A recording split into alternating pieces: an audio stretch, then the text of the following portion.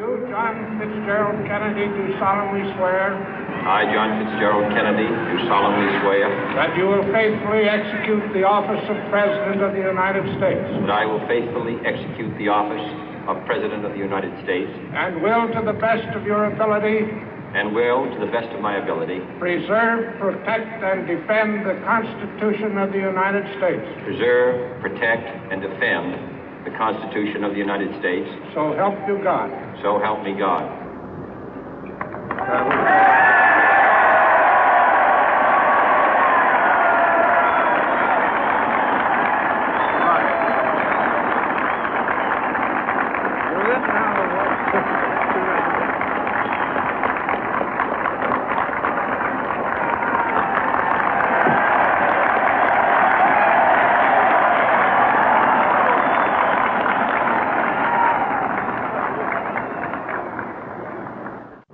Vice President Johnson, Mr. Speaker, Mr. Chief Justice, President Eisenhower, Vice President Nixon, President Truman, Reverend clergy, fellow citizens. We observe today not a victory of party, but a celebration of freedom, symbolizing an end as well as a beginning, signifying renewal as well as change.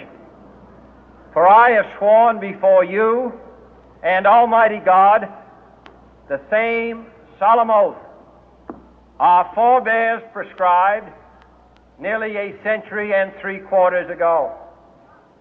The world is very different now, for man holds in his mortal hands the power to abolish all forms of human poverty and all forms of human life. And yet the same revolutionary beliefs for which our forebears fought are still at issue around the globe. The belief that the rights of man come not from the generosity of the state, but from the hand of God. We dare not forget today that we are the heirs of that first revolution. Let the word go forth from this time and place to friend and foe alike that the torch has been passed to a new generation of Americans born in this century, tempered by war, disciplined by a hard and bitter peace, proud of our ancient heritage, and unwilling to witness or permit the slow undoing of those human rights to which this nation has always been committed and to which we are committed today at home and around the world.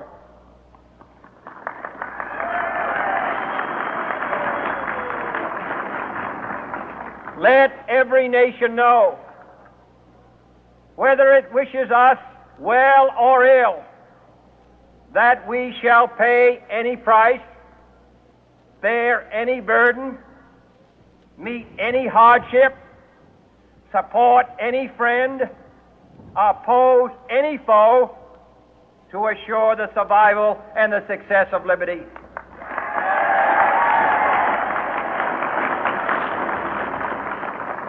This much we pledge and more.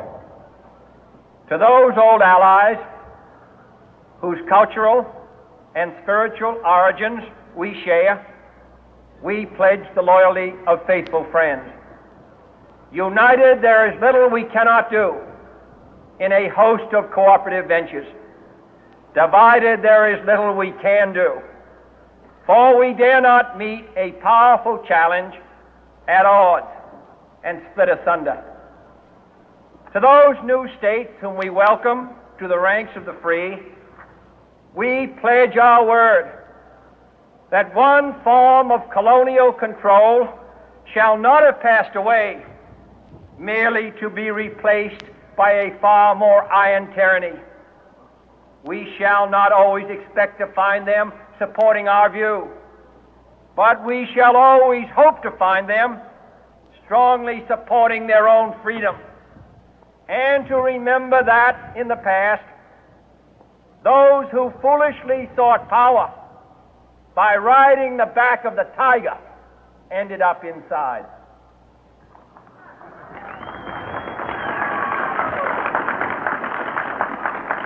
To those people in the huts and villages of half the globe struggling to break the bonds of mass misery, we pledge our best efforts to help them help themselves for whatever period is required, not because the communists may be doing it, not because we seek their votes, but because it is right.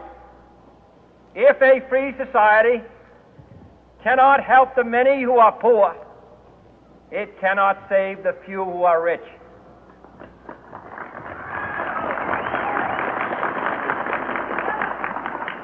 To our sister republics south of our border, we offer a special pledge to convert our good words into good deeds, in a new alliance for progress, to assist free men and free governments in casting off the chains of poverty.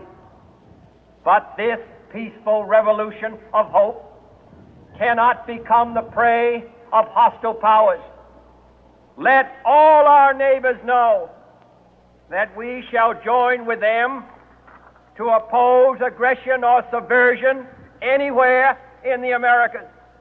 And let every other power know that this hemisphere intends to remain the master of its own house.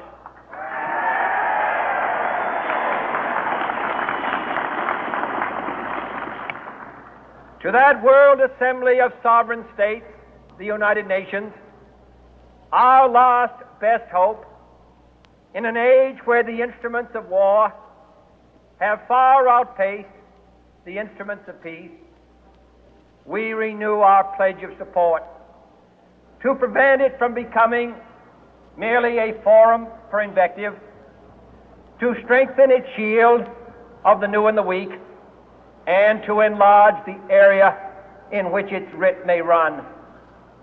Finally, to those nations who would make themselves our adversary, we offer not a pledge, but a request that both sides begin anew the quest for peace. Before the dark powers of destruction, unleashed by science, engulf all humanity in planned or accidental self-destruction, we dare not tempt them with weakness, for only when our arms are sufficient beyond doubt can we be certain beyond doubt that they will never be employed. But neither can two great and powerful groups of nations take comfort from our present course, both sides overburdened by the cost of modern weapons, both rightly alarmed by the steady spread of the deadly atom, yet both racing to alter that uncertain balance of terror that stays the hand of mankind's final war. So let us begin anew, remembering on both sides that civility is not a sign of weakness, and sincerity is always subject to proof. Let us never negotiate out of fear, but let us never fear to negotiate.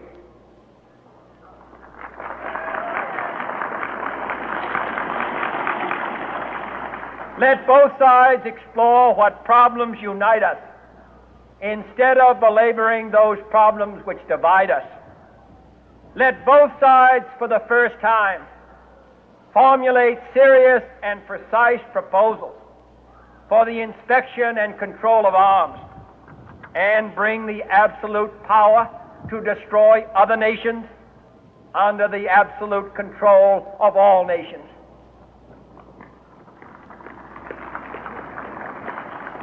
Let both sides seek to invoke the wonders of science instead of its terrors. Together let us explore the stars, conquer the deserts, eradicate disease, tap the ocean depth, and encourage the arts and commerce. Let both sides unite to heed in all corners of the earth the command of Isaiah to undo the heavy burden and let the oppressed go free. And if a beachhead of cooperation may push back the jungle of suspicion, let both sides join in creating a new endeavor, not a new balance of power, but a new world of law, where the strong are just and the weak secure and the peace preserved.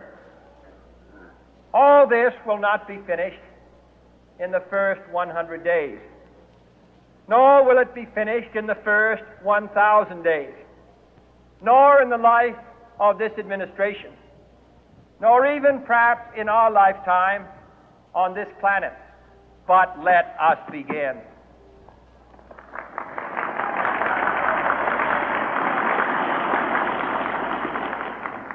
In your hands, my fellow citizens, more than mine, will rest the final success or failure of our course. Since this country was founded, each generation of Americans has been summoned to give testimony to its national loyalty. The graves of young Americans who answered the call to service surround the globe. Now the trumpet summons us again, not as a call to bear arms, though arms we need, not as a call to battle, though in battle we are, but a call to bear the burden of a long twilight struggle, year in and year out, rejoicing in hope, patient in tribulation, a struggle against the common enemies of man, tyranny, poverty, disease, and war itself. Can we forge against these enemies a grand and global alliance, north and south, east and west, that can assure a more fruitful life for all mankind? Will you join in that historic effort?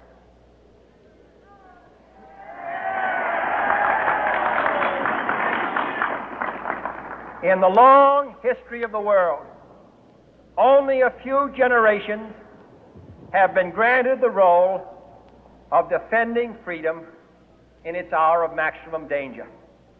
I do not shrink from this responsibility. I welcome it.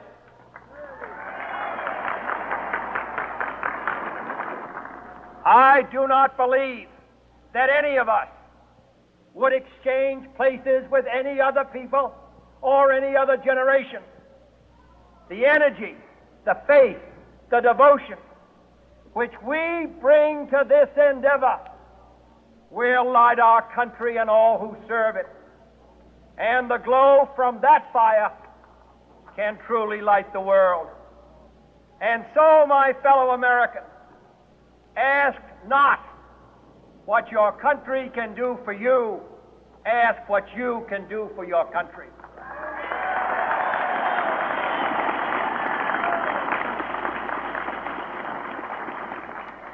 My fellow citizens of the world, ask not what America will do for you, but what together we can do for the freedom of man.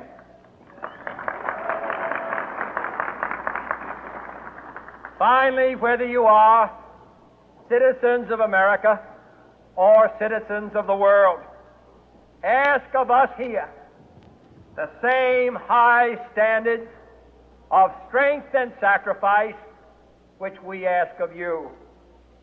With a good conscience, our only sure reward, with history the final judge of our deeds, let us go forth to lead the land we love, asking His blessing and His help, but knowing that here on earth God's work must truly be our own.